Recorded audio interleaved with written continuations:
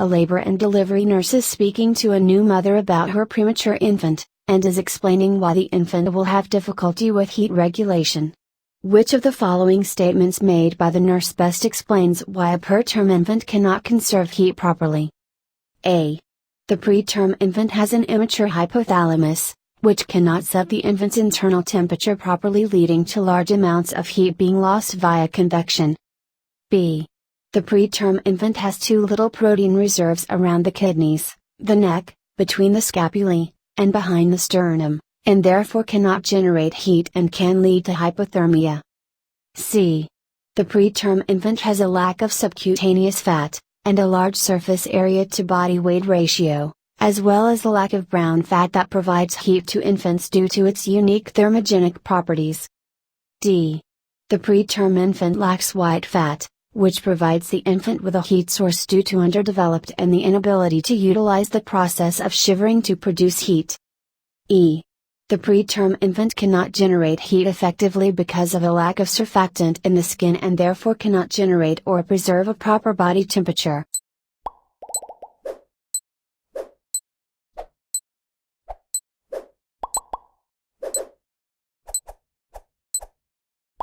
The answer is C. The preterm infant has a lack of subcutaneous fat, and a large surface area to body weight ratio, as well as the lack of brown fat that provides heat to infants due to its unique thermogenic properties. A preterm infant cannot conserve heat due to several reasons. The infant has a lack of subcutaneous fat, has a large surface area relative to their body weight, a lack of glucose reserves, and a lack of brown fat, which is a unique type of fat that is capable of generating a greater amount of heat than just ordinary fat. What specific enzyme deficiency accounts for 95% of all cases of congenital adrenal hyperplasia? A. 7-alpha-hydroxylase deficiency. B. 21-hydroxylase deficiency. C. Beta-glucuronidase deficiency. D. Estrogen synthetase deficiency.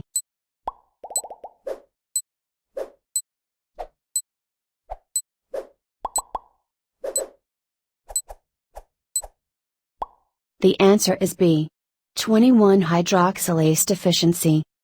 In 21-hydroxylase deficiency, cortisol production is reduced, which in turn causes adrenocorticotropic hormone, ACTH, to increase.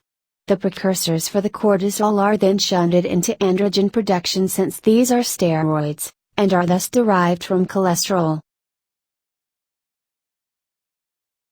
The community health nurse knows that teaching has been effective when the father of a newborn states dash. A. I will place my child on her back to sleep. B. I will place my child on her back and in a crib with stuffed animals to create familiarity. C.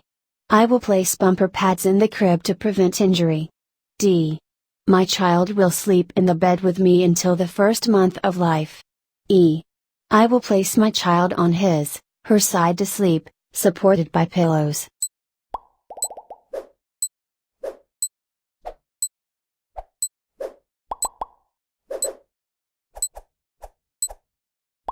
The answer is A.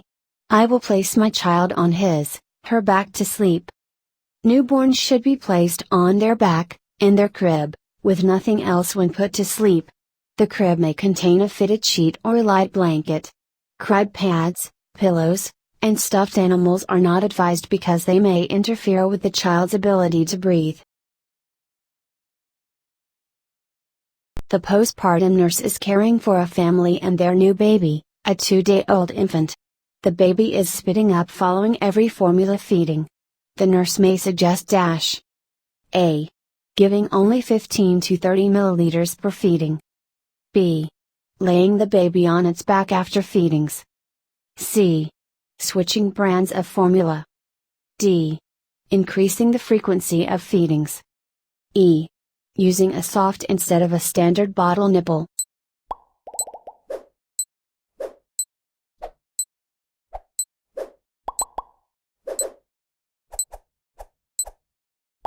The answer is A. Giving only 15 to 30 milliliters per feeding. Typically, The digestive system of a 2-day-old infant can only accommodate 15 to 30 milliliters of formula comfortably. The infant's stomach will grow considerably over the coming weeks. Frequent spitting up could be due to overfeeding. Before switching formula brands, try decreasing the amount fed at each feeding. Increasing the frequency of feedings may add to this problem. Another possibility, that the infant is feeding too fast, may be corrected by using a slow flow instead of a soft or standard nipple. Soft nipples may be helpful in infants with poor suck or latch. While feeding and directly afterwards, it is advised to keep the infant in a semi-upright position.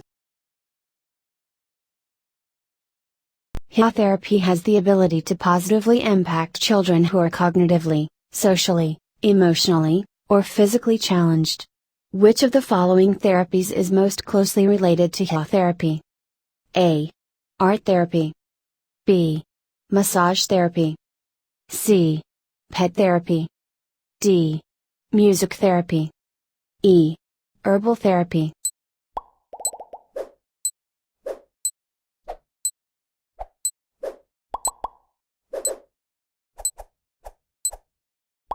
The answer is C.